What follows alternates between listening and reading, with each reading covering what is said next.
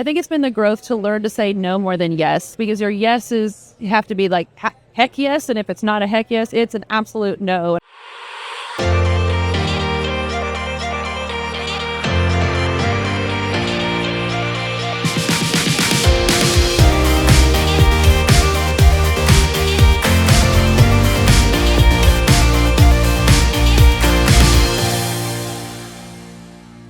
Hello, everyone, and a very warm welcome back to Community Matters Cafe. I'm Jana Angel, and I am so excited to welcome you back into the group chat, back into the conversation for Coffee and Conversations. Now, this week, we are going to be talking about NASCAR, tiaras, 4-H, showing sheep, changing lives of children. As if you needed any more, we'll also be talking about STEM, STREAM, and paving the way for wow-worthy women coming through the Carolinas to look at motorsports in a completely different way. Now, that sounds like about 1,000 different things, but I brought two very dynamic women in to talk about how they have created a relationship to make sure that all of those things can be accomplished within two truly incredible stories. So we always talk about brewing something beautiful, bold, even when life gives you nothing but a hill of beans. So today I am very excited to welcome my guests, Allmendinger and Deanna Burnett, here to join me for Coffee and Conversations. Ladies, welcome to Community Matters. Thank you. Thank you for having us. So I'm excited to introduce you to everybody because what they might not know is you two came together this year for a really special project. You both entered the world of NASCAR through love. We love it. Just kidding. We love. But you both entered the world of NASCAR from two very different worlds and came together to create new opportunities for young women in STEM and STREAM. So first of all, I want to kick it off and talk about how you got to know each other to create this project and this endeavor this year. Absolutely. So Tara and I met in 2016. Our husbands were paired together. My husband crew chiefs for NASCAR and her husband AJ is a driver. And we just kind of hit it off and we're best friends ever since. We kind of have the same heart, authentic, loving, giving. We'll do anything for anybody and became the best of friends. I think it's a good sign when your significant other pairs you both together. I think that's probably where it really launched because I traveled a lot with AJ on the road. And so I was always with the guys and, spent a lot of time with Randall along with AJ. But, it was neat that he could see my character and then was like, hey, I would really love for you to. And then, of course, we hit it off. So it was destined from the beginning. And I have our husbands to thank for that. Yes. So like you said, your husbands kind of brought you together on the racetrack. But before that, if we want to hit the rewind button, you both, like I said, had very different stories. But one also commonality that you had before you ever met was we love a sparkly tiara. And one thing I told myself I wouldn't do too much today was focus on the pageant world. But the fact that you both had platforms before entering the world of motorsports, I thought was really incredible. And you both had two passions. And Tara, I wanted to kick it off with you because this is something you took on later in life, but then really translated that onto the racetrack. Can you tell me about that? Yeah, so I was 30. I got married when I was 30, and it wasn't until I was 30 years old that I realized that there was an opportunity for married women to compete in pageants. And before I walked down the aisle, kid you not, the day I got married, I was like, I never did that pageant. And I was kind of feeling sorry for myself. And that was one of many wonderful thoughts I had that day, but one of that was still in my heart. And when I had seen that there was an avenue for married women to compete, I thought, well, that's everything I stand for. I mean, and it just works in NASCAR that it's really God, family, country. It's all about this inclusive, loving family that we get to travel with every weekend. And so I get to be a part of that and then grow my own family on a micro level. I have now a son. And so it's honestly something I've been able to grow into, and I love that I get to show the world. I grew up in Nebraska, but I've grown out and found myself as a woman, as a mother, and as a married woman in North Carolina. So I'm very proud of that. So I loved hearing that word "and" because obviously we are Coffee and Conversations, and you ladies are the definition of this phrase that we like to use in our workplace and also. And Deanna, you really encompass that with everything that you've done in marketing. It's such a big part that really makes NASCAR what it is, creates that excitement, creates that environment. But also behind all of this, you have such a passion for children, and you really brought that all together, making this space for women to really feel empowered and educated with this program you created together. But what do you think drives that part of your family with your foundation and with the philanthropy that you do, that all is just completely outside of any fast car that we'll see on the track? Yeah, so what's really good, we are so fortunate in this life. We've been blessed with everything from NASCAR to, everything that God's blessed us with. And we wanted to use those blessings to be able to bless other children in our area. And that's really how Laps of Love initiative formed. It was just organically through the world of NASCAR, using all of the different blessings and resources that we have to be able to do good and give back to others, whether it's through marketing or finding sponsorships or holding events. And that's really what led us to this stream program with the NASCAR Hall of Fame Foundation. And it's been amazing to see it all come together, for the All Girls Week, and be able to really pour out and tell them our hearts and introduce them to the world of racing. That's what we live every day. It's so cool. It's so special. And people just don't know the opportunities that there are. And I had a blessing to be able to see my husband work in that capacity as a crew chief, but also be behind the scenes as from a sponsor perspective. So it's been really amazing in that aspect. And children were really your platform as well. So like when you step on that stage and all of those lights are hitting you, what thoughts do you have about the children in the next generation that you're preparing for them? Like we said, maybe that's that like glitz and fabulous world and things like that. But it seems like your heart is always with a child who might not have any of that and really wants that love and attention and that affection. It just always seems like you're driving that conversation. Yeah, I just want every child to feel seen and known and valuable, and know that they can make a difference and be able to help others push that, whether it's akin from the NASCAR Hall of Fame Foundation. I also do a lot of work with Carolina Adoption Services, and just really push them to be able to equip them and empower the next generation.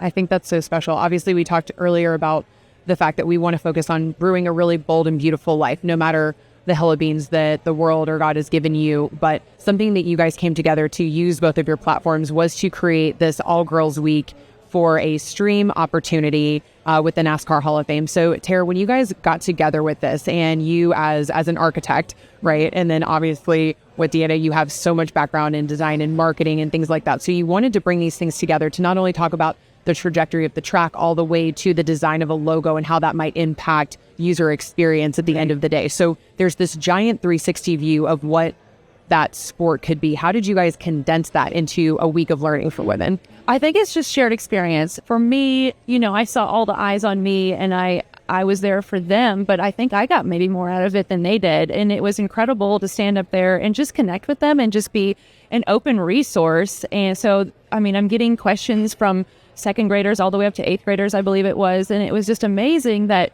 really time and place doesn't separate us, that we're all so similar. I had so much in common there with that second grader that asked me, why did you get into architecture and how did you start drawing houses? And I believe that God gives you these like destiny moments where it kind of stops you at your core, and it's like the game saving moment. You save that in your head forever. And it was like chills hit me when she looked at me and I said, how it's really hard to draw cars and people. And it wasn't just her eyes, it was everyone that lit up. And we all knew, as someone that loves to design and draw, like that is difficult. And people that really are interested in that knew instantly. And so all of us just lit up. And that's when I started talking about moving from the 2-dimensional into 3-dimensional and using your resources and looking at different ways to craft and create 3D objects that might help us solve a problem or see something, or we could invent. And at that point, it was just showing them that they have all of this power right there in their hands. If they can just look at something uniquely, if they can challenge their resources and then look to other people and then look at all these other girls that are here, look at all your buddies that you have. It was really just, I went home and I cried, because it was just like, that's my purpose. I could create one architect out of me, but I could create 10,000 out of them. And I just went home and was like, that really is my purpose. I struggled to find it a little bit in architecture, but through teaching and learning, it's not a one-way street. We both benefit and learn. And it was just this, you can see it on my face, if you could hear it in my voice. It was just this fire that was like, I want more of that. Why wouldn't I want to multiply that and feel that and have them feel that, and then they'd want to share that? That's the greatest, most free thing I could do, So it's just we have to make this bigger. We have to, I want everybody to do this and make a car that's powered on vinegar, and we're spraying it all over the sidewalk, yelling and screaming at the top of our lungs. And these girls had so much fun. You're high-fiving and you're just connecting, and it really did transcend time and space. And it was just like, this is what I want more of, for sure. I think I can add on to that. I went to Daytona after the all-girls camp, and I had so many different people come up to me and just say how amazing the week was for their daughters. I even had one little girl that I saw, her name was Madison, came running up to me and she was like, "Hi, Miss Deanna, how are you?" She was like, "I had so much fun," and was just very intrigued, at the racetrack. And she was more tuned in to everything that was going on behind the scenes. So we really did empower them. And the fact that like you guys connected on that passion for children, like you said, like you've been using this as your platform. This has been really your mouthpiece that you've been so vocal about. And for Tara, you to be able to come in and say, hey, I was seeking purpose here. I didn't necessarily find it. And I think what you're saying too is like, that's okay. You might have really thought that this was your thing. I remember in an interview you said, my whole life was focused on getting a square piece of water in the ground. And you were like, I was seeking purpose in that and not necessarily finding it, but getting to translate that into this real-time experience for young women sounds incredible. Yes, it's something that really ignites me. And where I come from, so I'm a graduate from the University of Nebraska. I hold my master's degrees from there. So I'm a Midwesterner that has transplanted here. I do love Charlotte. It's phenomenal. I don't want to leave, but I do love having roots to Nebraska. And it's really interesting that the NASCAR program has strong ties to the University of Nebraska. And that's kind of how my husband and I met that tie. He told me he was a professional bowler. And if you don't know, he's a professional race car driver. But the women's collegiate bowling is number one. They win national championships every year. And for some reason, he knew that stat. And so that was the spark that honestly started all of that. So maybe I should thank the University of Nebraska as well. Our Safer Barrier program comes from the University of Nebraska. So I'm eternally grateful for that because my husband has hit many, many walls. And so now I see another avenue in how I can make a connection and not just have that be here, but have that program, that footprint, that pedagogy repeated in a Midwestern space where there's a lot of mechanics and a lot of people that are really interested, but just don't see it or know that they have the connection to NASCAR as close as they do. And so I just want to make that, I think this could be a really big university program. I think this could be so many things where we're reaching a lot of kids, and we can do that virtually and we can do that in person. So I'm like at 9, I'm buzzing, and I just think that this could be something that really has a lot of legs and ties. And I'm like, oh, here I am, God, use me. Like, this is too obvious not to be like, yeah, let's go. Which is funny because I feel like you have a history of like when things are a little too obvious and easy, you're like, I don't know about that. We'll come back to you. And I definitely want to touch on that. But first, you're talking about how many legs that a program like this could have that's creating opportunity. And I feel like you've worked so much on that international conversation, like really not just reaching across state lines, but reaching across borders of continents, reaching across oceans to talk about shared experiences. And like you said, connecting it with children. So where do you see these opportunities going? I mean, I really think the sky's the limit. NASCAR's going worldwide. They've announced that now. Motorsports industry is booming. They're starting to put motorsports degrees, marketing into universities, which I think is amazing because it is such a niche, I feel like. And there's so much opportunity and to take it to different countries and expand from all the different race teams, from motorsports, from F1 to all of that, but really in NASCAR, and they're just taking it to the next level. So I think you can take it right along with them. You can do different kind of setups at the track to inform or educate little ones, and then just take it to the universities. And the training like that. Yeah, I love the fact that you're talking about taking it to universities, but also just like starting with that young children, because as a marketing executive, I mean, you see the nuances that go into every little thing when it's just like we said, the color of a logo, how a uniform is presented, how a campaign is done can really make or break something. And when there's so much investment in jobs and dollars going into these labs and these legacies that are being created, how do you feel making sure that maybe if that science architecture, maybe if we're not 2D, 3D kind of people, we're over here trying to play hangman by ourselves or tic-tac-toe and still not doing well, but creating a space where people like that can still be part of that conversation in a different way.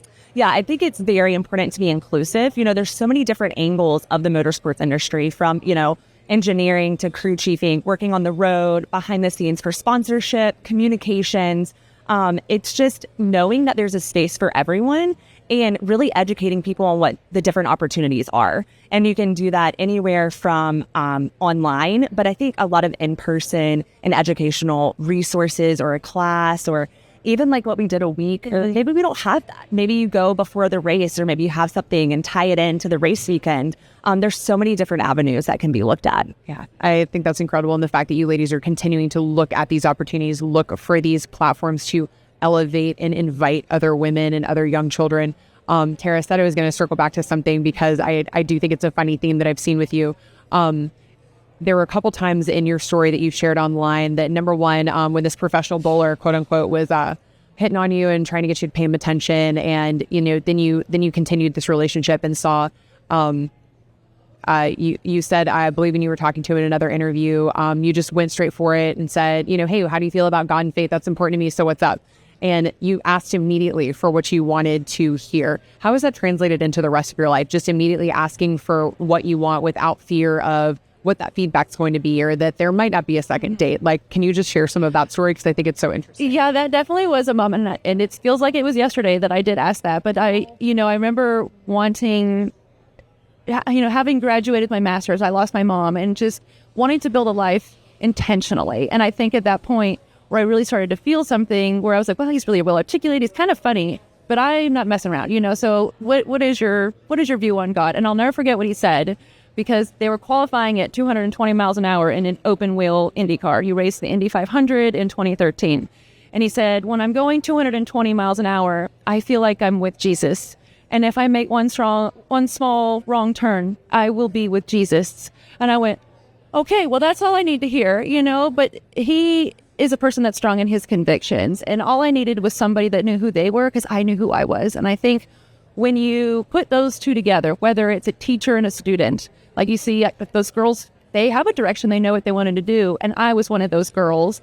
And so when I met my husband, he was kind of always that guiding person that would call me and tell me, maybe you're miserable. Maybe this isn't working out for you. Because I was really trying to make architecture work the way I thought it was supposed to work. Mm-hmm.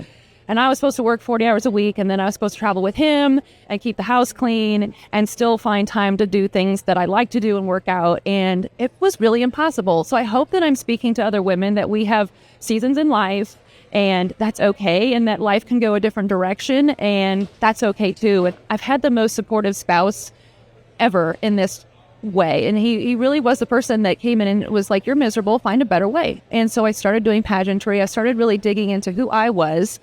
And I think just knowing, what direction you wanted to go, but figuring out how you want to articulate yourself is huge. And since figuring that out, now I can work with Deanna, and we can work with the NASCAR Hall of Fame to reach children. And so I do have AJ a lot to thank, just for his, he knew what he wanted. He had all the tricks up his sleeve, and I just ended up being the one for the ride. But I really do appreciate that he, knew who he was and what he wanted at that point. And when it came together, it was from May 22nd, 2013 on, we have been together and have not looked the other way. I love that. We love men like that. We stand with men like AJ. We're big fans. So if you weren't, go get the t-shirt. We're on his team now, which I think is great. And like you said, finding somebody that really is truly supportive, like whether that is your life partner, whether it's best friend, but surrounding yourself with truly positive people. And I know both of you are constantly surrounded by people, like being asked for autographs, and can you sign this, and can you do this, and can you show up here? So when it comes to just protecting yourself and your family and making sure that you still get to have what's valuable to you, how can you do that and then also make sure that you are publicly connected? Like, how do you feel like you navigate that? One big thing for me is just being able to put your phone down. It's just being able to, relax and have that family time.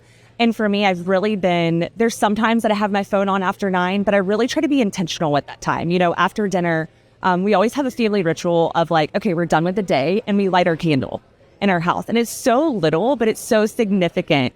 It's okay, our day is over. We can relax. We can have our family time and just be with each other, whether we're playing a game or messing around.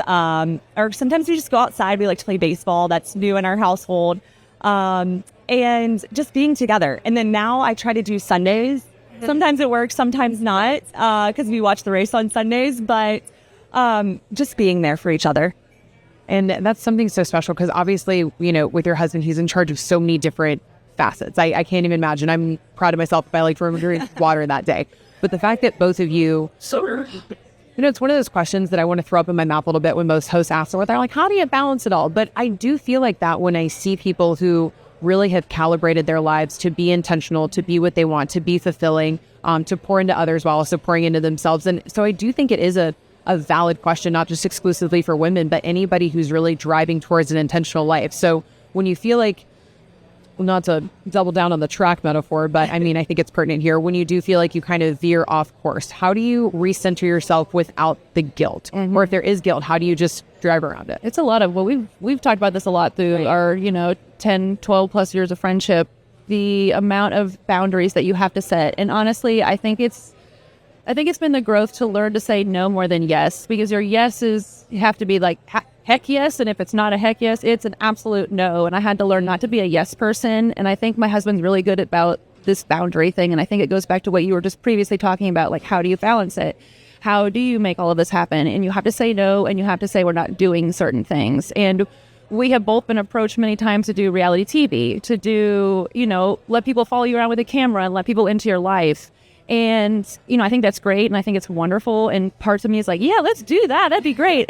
But really, at the end of the day, what are you potentially inviting in? What could the devil get a foothold on? Right. And I really do believe you have to intentionally protect your heart and your spirit, especially now. Things can get through social media and people can get a hold of you that maybe don't necessarily need to. So I think at the end of the day, is what you're putting out, good and enough for people to go, okay, yeah, I know enough about them. I really appreciate what they stand for. So I think my husband has done a really good job. It's just a no. He would just say, it's just a no. We're not gonna do everything. In fact, we're not gonna do more than we need to. And that was hard for me in the beginning, but I really have learned a lot from his resilience. He's been in the sport for 20 years. He has raced since he was 5. Like if anyone has seen everything, it's him. And so just learning that, you bring your friends to the racetrack. You don't have to be you friendly, but you don't have to be friends with everyone, because it really puts yourself out there, maybe in a way you don't want everything. So you do have to protect and guard yourself. And I think before it was like everything's out there, and now it's like, we're going to have a theme and we're going to stick to what we need to post. And if it's not part of that, not everybody needs to know, and that's okay. So one thing that I think is so funny is my husband always says, you want to leave people wondering. Don't overshare. You want to be able to have a conversation. If you see someone in the grocery store, at the coffee shop, if you put everything in your whole entire life out there for everyone to see, what else do you have to talk about, And so I think, like Tara said, it's just balancing it all and really making sure that what you're doing day to day aligns with your priorities. And ours are God, faith, family, and just whatever we're working on. We always have a goal. We always have something that we're working towards. I'm competing to be Mrs. North Carolina, America 2026, which I'm super excited about. My husband is so fortunate, and he is switching teams this year for NASCAR, still in the same capacity as a crew chief. They just announced that yesterday, which we're super excited about. Good. I wasn't sure if we could talk about that. Yes, it's out. They announced it yesterday, so we're really excited for the opportunity. He's moving over to Trackhouse.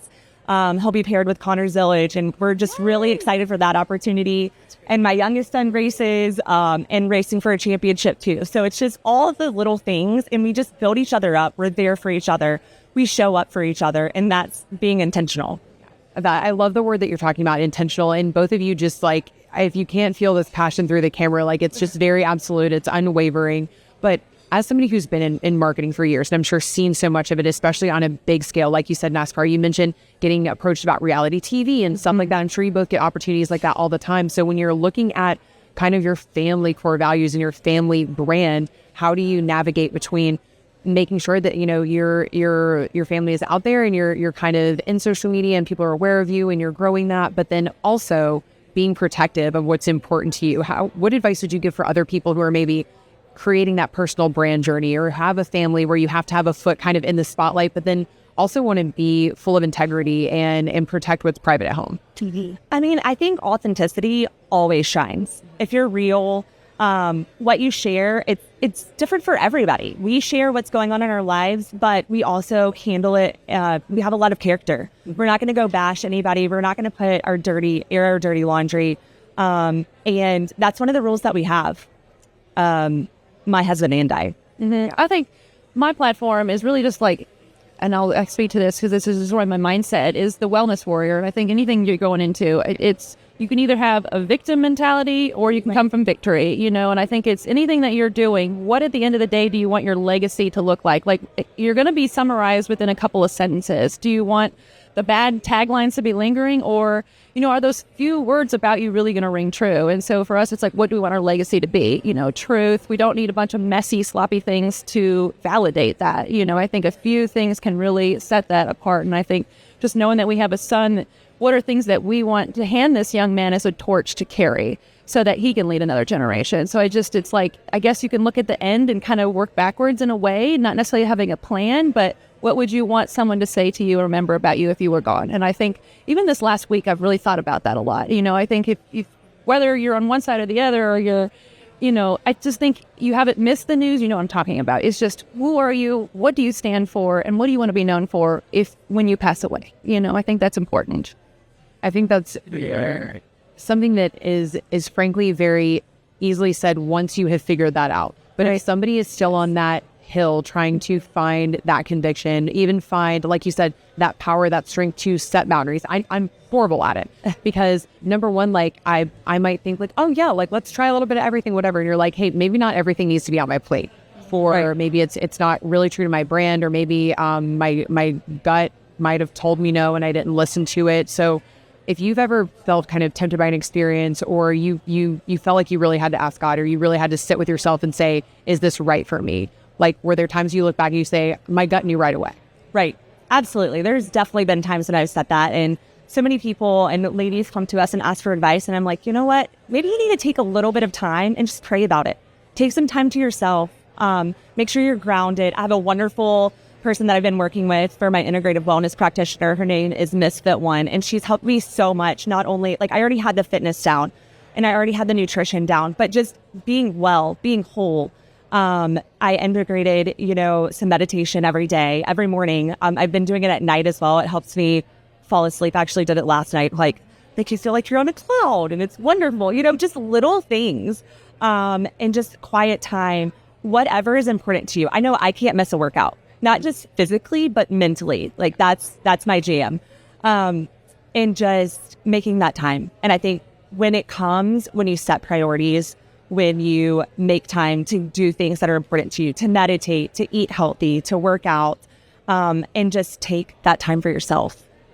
I think it's really special. Yeah, and I think, you know, you were talking about how do you find your way? Like, where, if you are struggling, you're like, I know I have these bubbles of things that I'm good at, that I like, that I have skills, and that I may be able to make money. And there's a chart, and it's kind of like a Venn diagram, and it's called an ikigai. And it's basically taking those bubbles and seeing where the overlap is. And when you really do, you do have to do some digging. I mean, it's the only spiritual digging you do without a shovel, people. I mean, you do have to sit and really ask yourself questions and, you know, maybe get uncomfortable with yourself, but really look at those things and at the cross section of what you're passionate about, what your gifts are, what some of the skills are, and what you really, really want, like you said, your legacy to leave. If you can really start putting those down on paper, it starts to affirm it. It starts to give you a roadmap.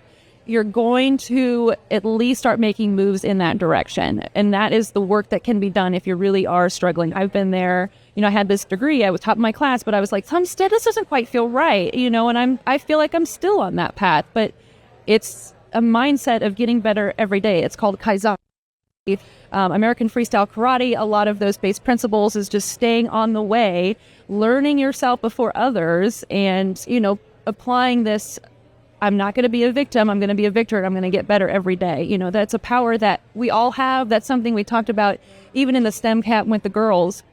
It's tough being a woman. And you know, I mean, it's tough being anybody. You choose your heart, but you can go, well, I'm a woman and it's going to be tough for me. Or you're going to go, well, here are my resources. Here's what I'm good at. Here's what I can do. Here's what I was made for. All right. Actually, we have a lot of strengths in this box, you know?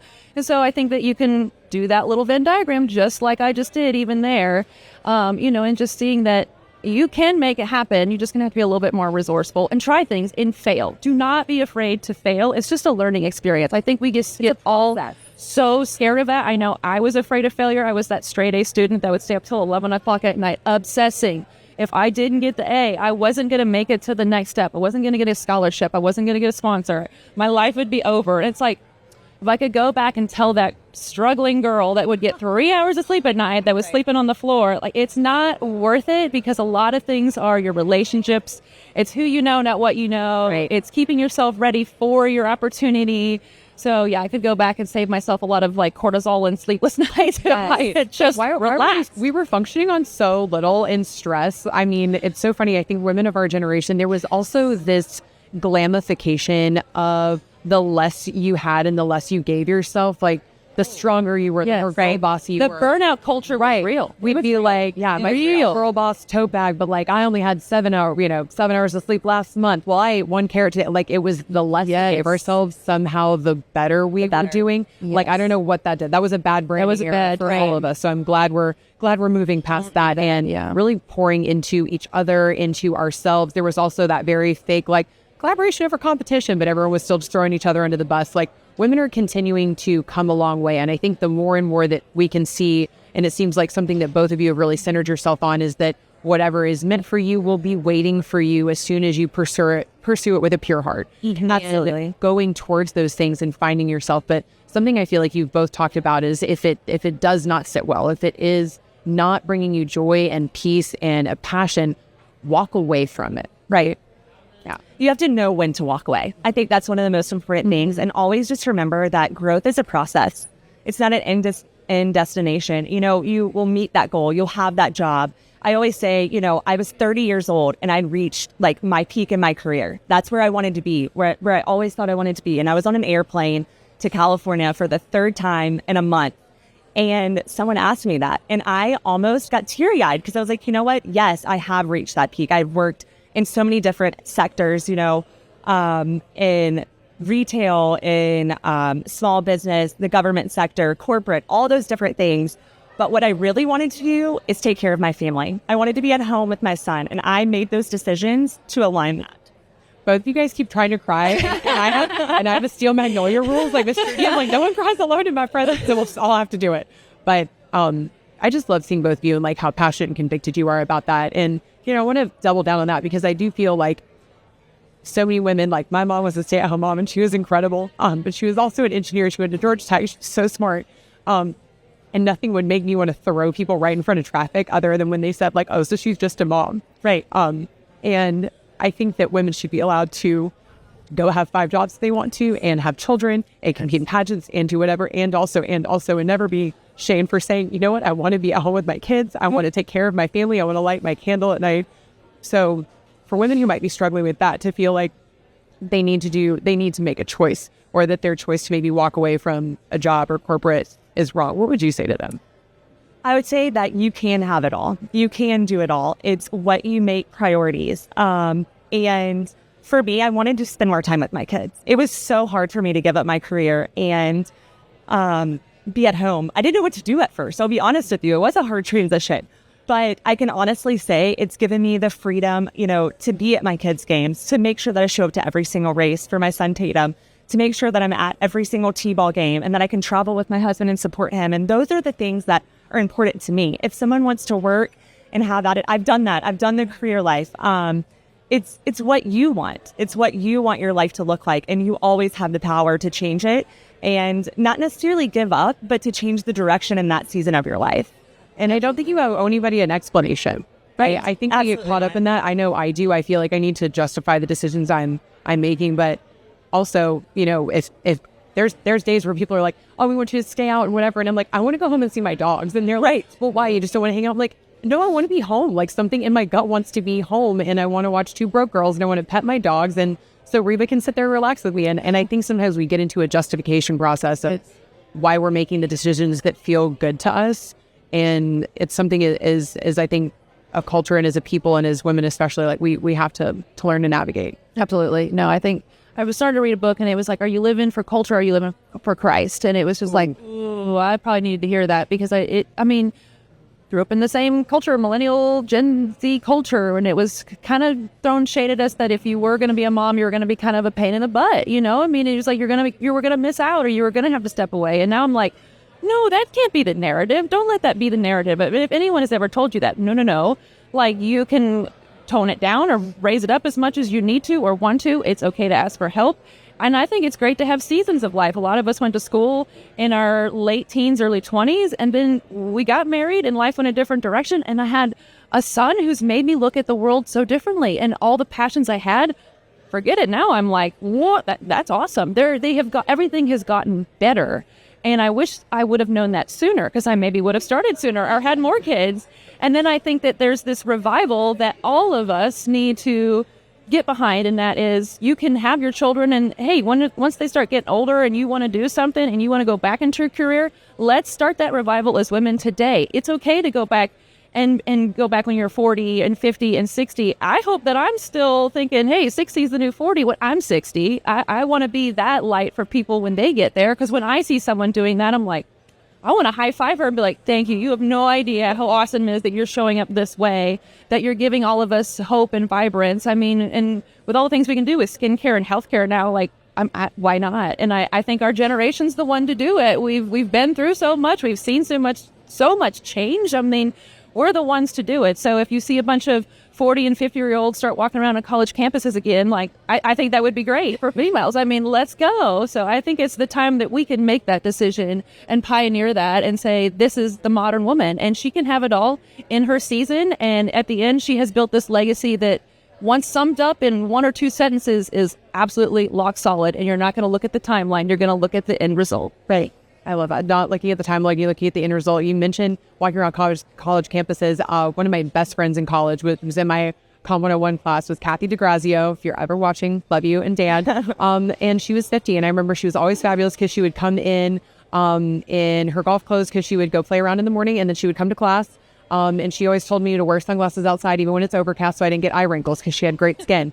And she wanted to go back and get her degree so that she could continue, and she just wanted to take on some projects. So like you said, it really isn't too late. And I think a lot of times we do put timelines on ourselves. I nerded out and fangirled out really hard when I saw you were both title holders and both competed in pageants, actually kind of after the kind of traditional timeline. You know, my sisters laugh at me because I say I could have been Strawberry Queen if I hadn't gone overseas and played volleyball.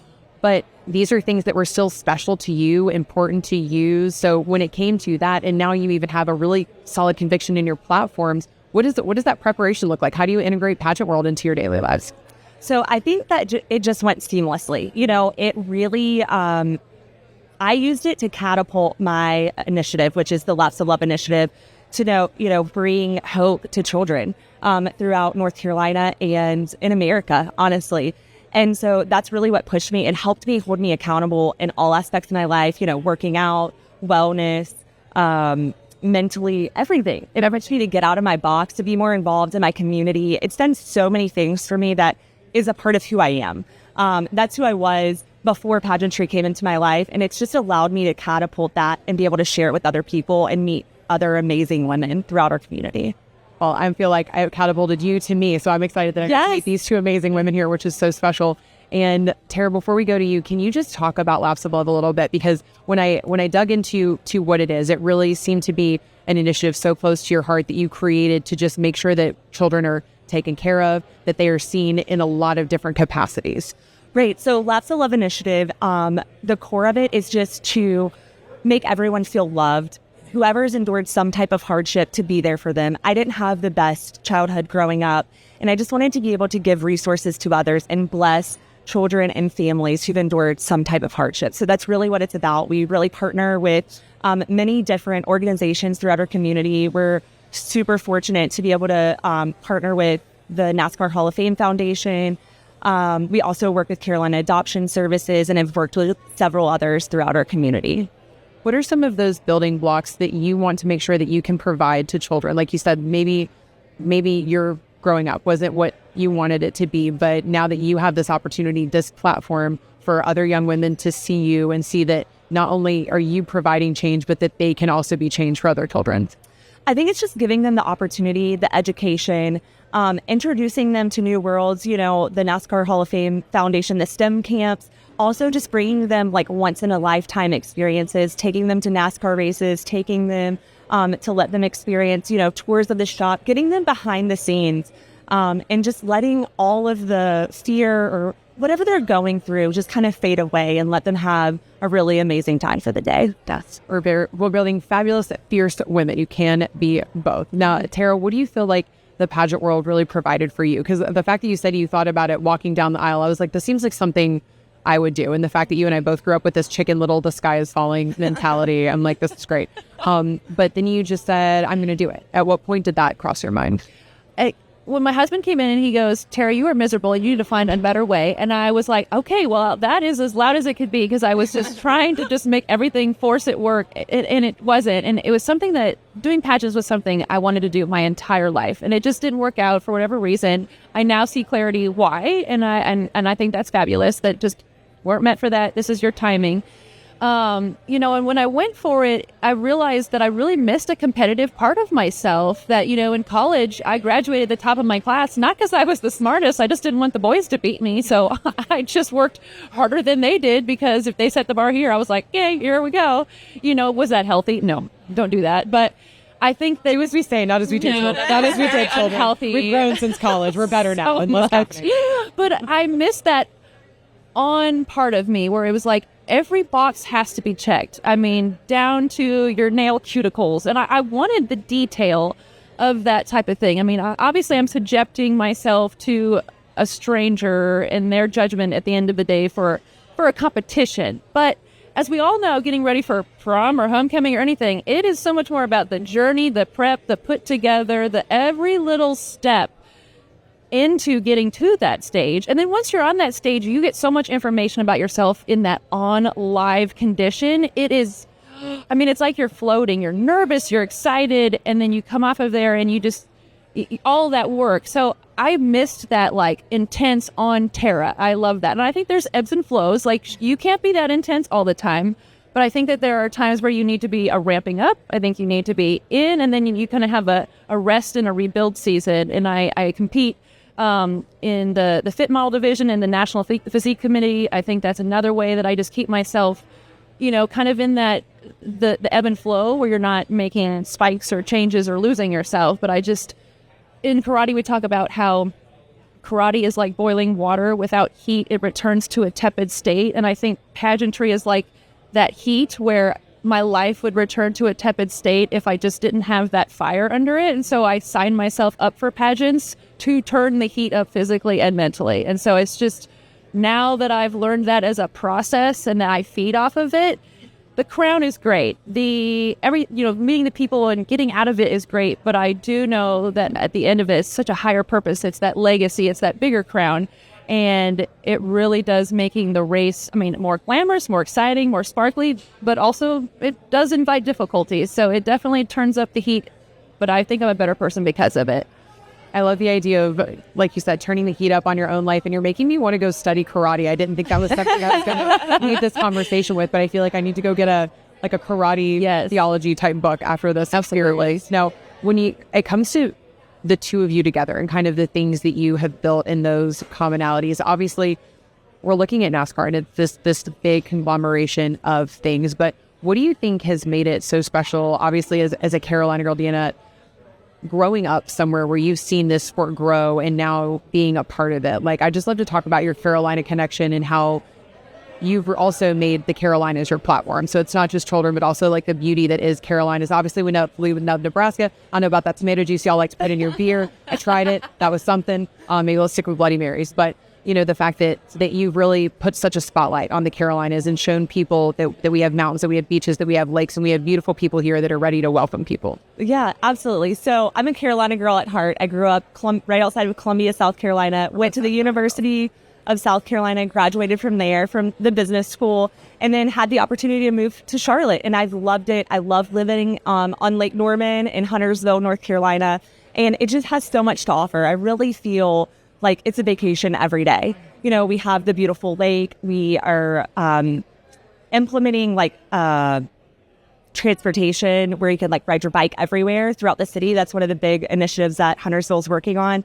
And it just feels like a vacation spot.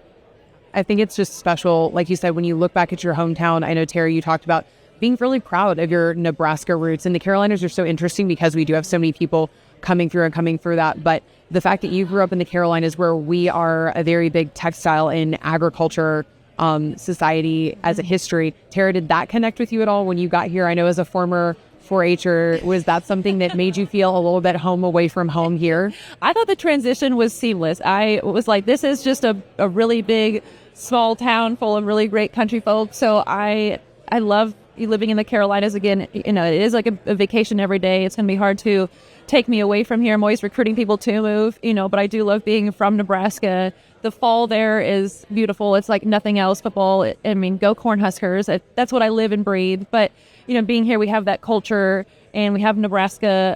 There's a lot of Nebraska watch bars here, one in Rock Hill, actually. So I need to go make my way and check that out. So, but yeah, I mean, just being here and seeing NASCAR as I grew up. My dad was a big Jeff Gordon fan and Mark Martin, but there wasn't a lot of NASCAR in Nebraska. And then I think once people kind of realize like, oh, like someone from Nebraska. And so I try to like say like, hey, yeah, someone from Nebraska represents you in NASCAR. It's me, but I want you to know there's a connection and there's history and you could get involved too. And so I want to be that connection so bad because I just got lucky and found my professional bowler that happened to be a race car driver. But I do think it's really interesting that a girl from a small town of 53 in my high school graduating class that really just was like a speck on the map is, you know, to whom much is given, much is expected. But I have a lot of passion and excitement for just keeping those eyes on the sport and on North Carolina because it is a booming, growing metropolis. Yeah, it is. Like you said, that incredible connection. So I think this is part of the group chat where we're going to have a little homework moment because I do want to talk about those connections.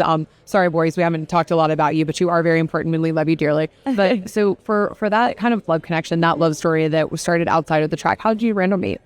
So we met through mutual friends at an Eric Church concert, actually, in Greenville, South Carolina, and just hit it off from there and have been inseparable ever since.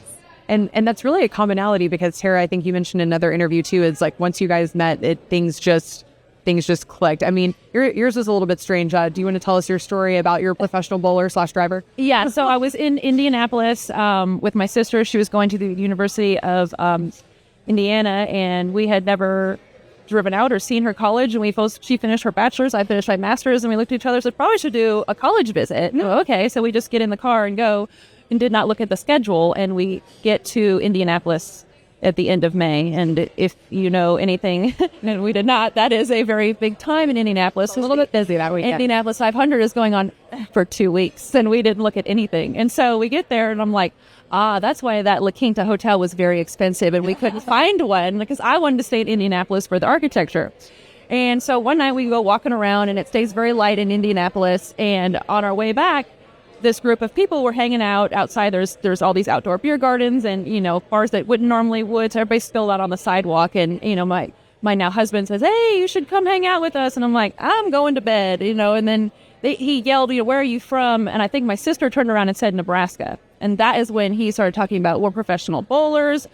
And I looked at him and I looked at my sister. I'm like, okay, so the Indianapolis 500, the Pacers Heat playoff is also here.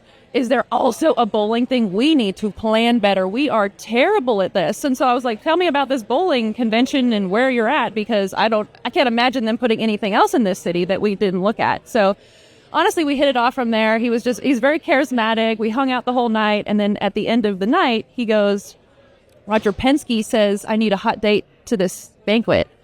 And honestly, I really didn't know if he was telling me the truth the whole time. Like, I thought he was just a good storyteller. And he is a very good storyteller. Very good. But yeah, he was like, oh, he wants me to have this date and to be protective of myself. I said, if you even remember me, because I don't drink, I was sober, and he had a few drinks. I was like, if you even remember me, just call me in the morning. And at 8 a.m., he is calling me. Hey, come to the track. Oh. And I'm like, oh my gosh. So guys, you don't have to wait 3 days. You can wait until 8 a.m. I mean, he called that night. So my sister and I drove into the Indianapolis Motor Speedway and saw all of the cars, all the drivers, and there his face is on a flag and he's signing autographs for people. And I'm like, he wasn't lying. Should we run? Like, oh my gosh, where are we? You know, I was like, I thought the Corvette Club coming in, I would have stopped there. It was great, you know, but I got to sit in his Indy car. They brought me the $30,000 steering wheel. Like Penske rolled out the red carpet. Everyone was so nice to me. I met his parents, but there was no like okay, we're going to date now. Like, it was just like, I met this person. He was like, let me show you around. You and your sister are great. Like, there was no expectation. And then it just kind of kept going from there. We were supposed to drive home. We drove home. He flew me back. And after I asked my dad, I said, Dad, I had to ask my dad because I'm like, Dad, what do you think about all of this? Right. After telling him everything and just how we met. And he goes, I think you better go for it. I think you should go down there and just see, because you're going to regret it if you don't. Right. And I do think he knew, you could tell. So I flew back down there, and I'm in the Indianapolis parade, the second largest televised national parade, and I have no idea. People are texting me like, what are you doing in Indianapolis? And I'm on the car with him waving, going, I don't know, with everybody else, and we go through the race. He leads the race. He leads 123 laps of this race. His seatbelt comes off, and he has to come into the pits, and he finishes 7th. And Roger Penske, the Roger Penske, is calling the race, and at the end it's just him and I, and he's like, so what'd you think about that? I guess you're gonna have to come back. You're pretty good luck. I'm like, great. It's all great. So it just came back, and then I came back in NASCAR with him, and he won, and then Roger was like, well, now you have to always come back. So here I am. Thanks, Roger. We absolutely love that, and we do love, but just kind of like you said with anything else in your life, like you want it to be intentional. Like you said, you're like, this guy might be full of it, whatever. I do love the fact that he didn't even lead with professional driver. He led with bowling. So love that creativity. But the fact that you both kind of had your own love stories outside of the track that brought you to NASCAR. Do you have any advice for people who are looking for a serious partner? Right now, I think what would be called the dating pool is kind of like spit on a hot sidewalk. It's not exactly deep. So do you have any advice for people out there who are looking for a life like yours? I would just say, be authentic, be yourself. Be who you are, ask the right questions, and make sure that you have the right values. Yeah, I think, like you said, knowing what you want and not necessarily trying to fit your puzzle piece into something else because in your head it seems right. Yeah, right. I think that, and like AJ and I, we speed dated because I had flown back in before I left for Nebraska. We really wanted to have a quick conversation, and we sat down, and it was a 20-minute conversation of, do you want to get married? Do you want to have kids? What do you believe? Like, we went through as adults. It's the most adult conversation I have yet to had to this day. And I think that's how I knew I wanted to continue pursuing with him, because I've never had a man sit me down and go, okay, what is it that you want? Where do you see? Are you entertaining kids? Do you have a timeline for that? Because sometimes women do. And I think as a man, I'd be like, whoa, I'm not here to check boxes. Right. So we were able to make things very clear where we were at that moment. Like, you have to meet that person where they are and where their head might be. Otherwise, you're not going to know. And just be honest and give yourself 20 minutes and say, here's 20 minutes, no judgment, let's go. And to this day, like I said, it has been the most adult conversation, and it was eye-opening that you just, boom, boom, yes, no, yes, no, yes, no, okay, we're going to try it. And then make mistakes and go for it. It's going to be tough, but don't hold back, and just give yourself that 20-minute bubble of, we listen and we don't judge. I think for us, like, one of the biggest topics is, I'm like, how do you see us spending our holidays? That was one of my questions. Big one. Like, are you turkey trot people? Are we spending it with your in-laws? Like, what are we doing? Yes. And I'm like, I want to be home when we have kids and have Christmas at home, where they wake up and Santa Claus comes. And it just worked out perfect because his favorite holiday is Thanksgiving. He's from St. Louis. So we go and visit his grandma in Indiana for every Thanksgiving mostly, and it just worked out great. So I think just asking the right questions, like you said, making sure that your values are aligned. Holidays are one of them, kids, church, religion. Finances, get the ugly out. And then honestly, some of the best business advice I've ever been given was draw out the end. And so it might not happen, but like, if something horrible were to happen or it just didn't end well, how would it end? I think if you have an end conversation, typically things go better. And I look at things very much differently now. It's just, sometimes you have to take the emotion out of something that is very emotional. Right. And have a logical conversation, set up some expectations, have some boundaries, but that way I think you can really navigate as an adult. I think that's where I think youthful relationships are the difference between adult ones where you have learned, So I would definitely, there'd be some of my very high suggestions for some people that are just beginning to date or maybe coming back in. Like, you have no reason to hide anything. You just be honest and just tell them, like I said, what you want, where you're at, and move from there. But don't hold anything back, because that's where I think you get lost. Yeah, I agree with that. Now, before we go, we always do something with all of our guests, and I'm excited to hear both of your answers, but obviously it's coffee and conversation, so we want to talk about what fills your cup. So if you look back at your day, your week, your life, what always will fill your cup up at the end of the day? I think it's just spending quality time with my family. I love seeing my boys play their sport, do what they do and excel and just work towards their goals. And I think just hanging out with my husband, he is very busy, but just cutting out that little bit of time every week and being intentional about that. I can't imagine like the life of a crew chief and like you said, all the travel and all the demands and everything. But like you said, you can create a life that you want if you're just intentional about it. Tara, how about you? We're trying not to cry. I know, but it's a sappy.